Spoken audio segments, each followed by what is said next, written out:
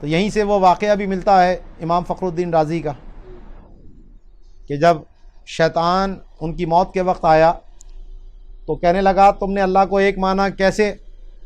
اب آپ نے ایک دلیل پیش کی، شیطان نے اس دلیل پر نقص وارد کر دیا، دوسری دلیل پیش کی، اس نے پھر اس پہ اشکال وارد کر دیا، تیسری دلیل پیش کی، ایسے کئی دلیلیں امام رازی دیتے گئے، اور وہ شیطان بھی معلم الملکوت رہا ہے، وسوسے ڈالنے کا تو ماہر ہے،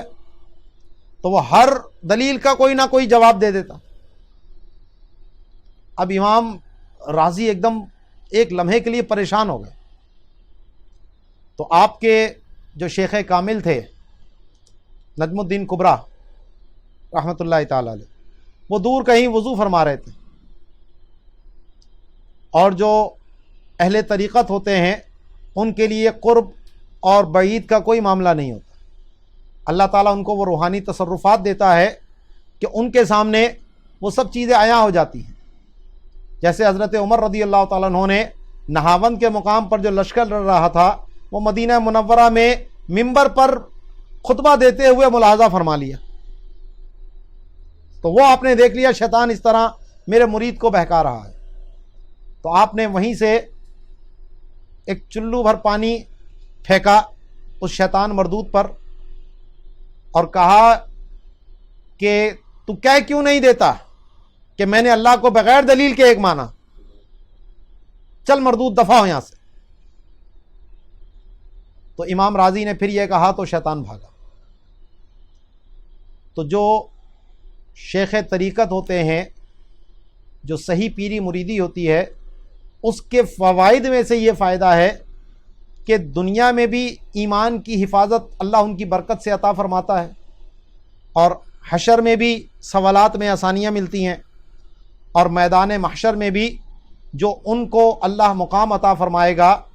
تو ان کی شفاعت جو ہے وہ ان کے مریدین کے حق میں اللہ قبول فرمائے گا۔ یہ ہے اصل فیض،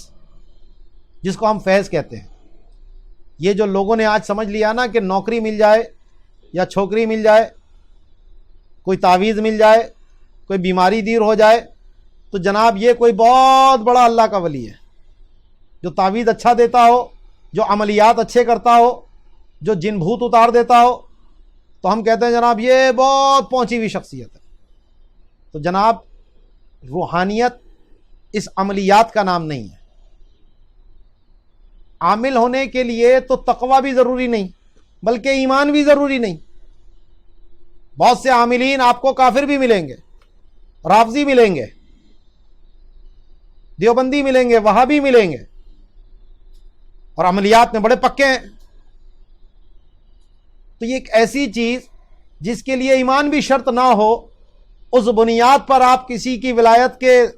حسن ظن کر کے بیٹھے ہیں، سبحان اللہ۔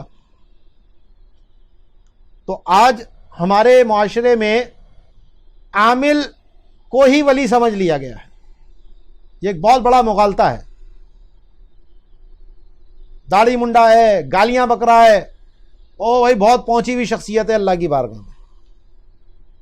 وہ اللہ کی بارگاہ میں پہنچی ہوئی نہیں ہے، شیطان کی بارگاہ میں پہنچی ہوئی ہے، کیونکہ عملیات کچھ روحانیت کے ذریعے بھی ہوتے ہیں اور کچھ سفلیات کے ذریعے بھی ہوتے ہیں، جس میں شیطانوں کی مدد لی جاتی ہے، شریر جنات کی مدد لی جاتی ہے، تو کام تو ہو جاتا ہے۔ لیکن سفلیات کے ذریعے لیا گیا، شیطان کی عبادت کی گئی تو ایمان بھی ہاتھ سے جائے گا۔ تو بہت سے ایسے عاملوں کو میں جانتا ہوں کہ جو آج وہ بڑے نیک صوفی بن کے بیٹھے ہیں، لیکن ان کی جو ابتدائی ادوار گزرے ہیں، جو ان کی تربیتیں ہوئی ہیں، وہ سفلیات کے اندر ہوئی ہیں، اور خود وہ قبول بھی کرتے ہیں کہ ہاں جی ہمارا ابتدائی دور یہی تھا، اور لیکن ان کے سکھائے ہوئے عملیات وہ آج بھی لوگوں کو سکھا رہے ہیں اور اس پر خود بھی عمل پیرا ہو رہے ہیں۔ تو جب تم خود تسلیم کر رہے ہو کہ ہم نے ایک کافر سے یہ سیکھا، ایک بد مذہب سے یہ سیکھا، تو پھر وہ سیکھا ہوا درست کیسے ہو سکتا ہے؟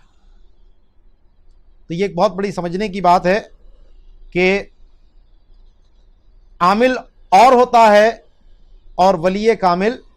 اور ہوتا ہے۔